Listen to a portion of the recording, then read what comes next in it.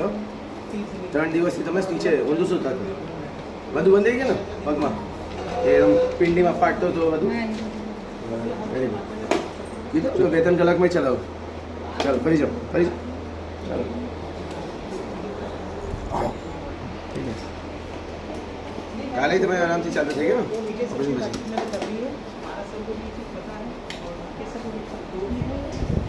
શાબાશ.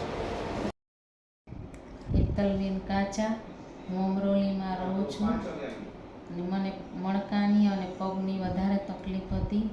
3 દિવસ સૂતા મેં ખાધું હતું, ચલાતું નહોતું, બેસાતું નહોતું.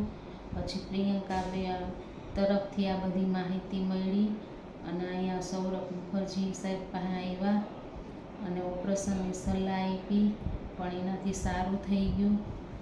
ગભરાવાની કોઈ જરૂર નથી અને સારું થઈ જાય છે બધાયને. તો આવી રીતે ટ્રીટમેન્ટ કરાવી છે. પહેલાં પગમાં શું તકલીફ હતી? પહેલાં બધી નસો એવી દુખતી હતી કે બેસાતું નહોતું, ચલાતું નહોતું, ઊભું નહોતું રહેવાતું અને સૂતા ખાવું પડતું હતું. હા, પછી ઓપરેશન થઈ ગયું પછી કેટલા સમય? તરત જ કલાકમાં મને પગનો દુખાવો, ચાલતી થઈ ગઈ, બધું જ સારું થઈ ગયું. તમને કોણે સજેસ્ટ કરેલું સર પાસે આવવા માટે? પ્રિયંકાબેન પટેલે. ઓકે.